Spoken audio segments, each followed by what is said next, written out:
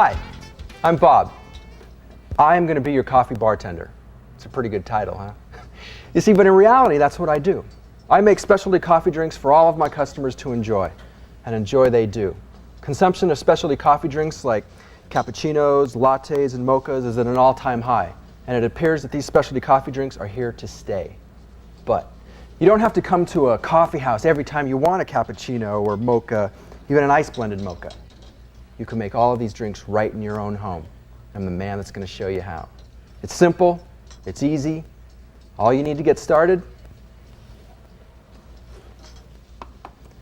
is an at-home espresso machine.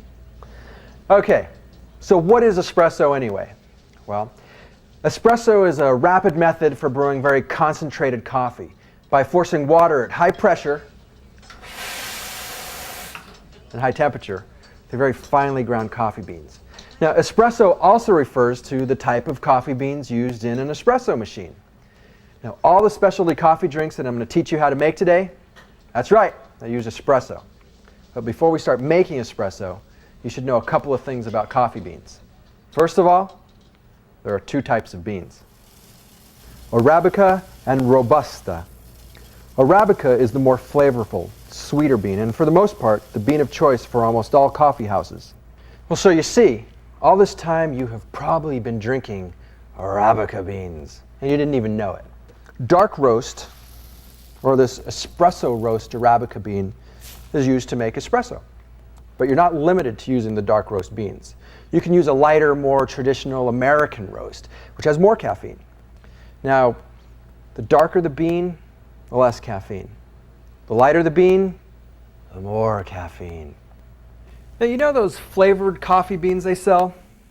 They really don't make the best espresso. But if you like a flavored espresso, add a flavored syrup or your favorite household spice. Okay, so now you've picked out your desired Arabica bean. Do you see how impressive that sounded? All right, so you go to your coffee bartender and you tell him what type of espresso machine you have, and he'll grind the coffee for you. Now, even small variations in grind make a big difference in taste and performance. And if you have one of those at-home coffee grinders, it's even better, because finely ground coffee becomes stale very quickly, and fresh coffee makes the best coffee. And one other thing, ask your coffee bartender what the best way to store your coffee beans is, because there is a right way and there is a wrong way. And while you're there, throw in the word Arabica. They'll be very impressed. All right, now let's go to the kitchen, let's make some coffee. Well, now you need just a few things to get started making your hot specialty coffee drinks. First of all, you need an espresso machine. Cappuccino or latte cups, Demitasse, which is an espresso cup, a frothing pitcher, a thermometer. Now the thermometer is going to help make your frothing milk the right temperature. And don't forget, you need coffee and you need milk. A coffee grinder. It's optional, but it yields really good results. All right, so let's get started. First, we begin with freshly ground coffee. You want to make sure that your espresso machine is hot and that your cups are hot. Best way to heat up a cup, run it under hot water. All right, now you take your portafilter out of the machine, and we're going to fill it with coffee. Now, when you fill up your filter with coffee, you want to make sure that you leave a gap at the top of the filter. About that much. That's so that the coffee grinds have room to expand when they get wet.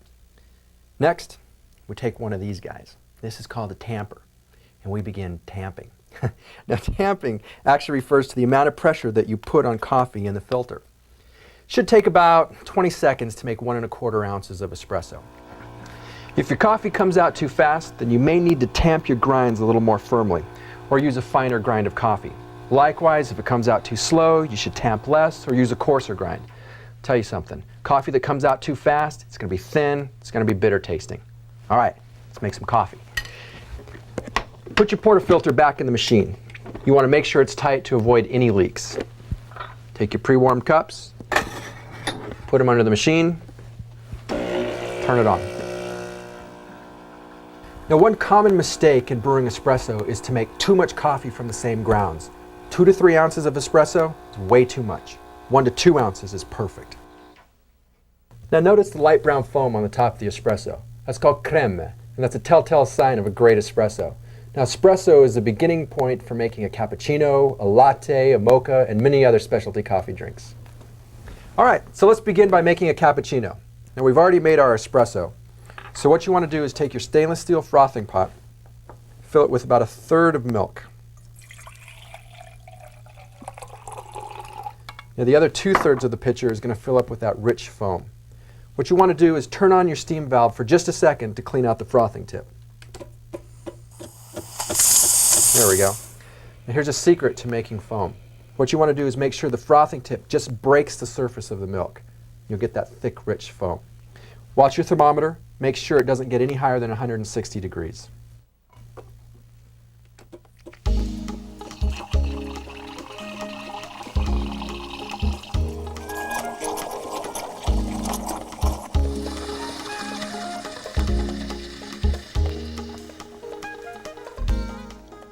All right, so now we're ready to put it all together and make a cappuccino. Now it doesn't matter what size cup you use. What matters is the flavor that you enjoy. To start with, we're going to pour the hot foam and milk right into the cup. This will keep the cup hot and not change the flavor of the drink. All right, next you add your espresso. And after you add your espresso, you take the foam from the top, spoon it onto your cappuccino. There's one last step. I like chocolate sprinkles, but you can use nutmeg or cinnamon. And voila, cappuccino. Now remember, the recipe is 1 to 2 ounces of espresso, about 1/3 cup of milk, and about 1/3 cup of rich foam. Top it off, cappuccino.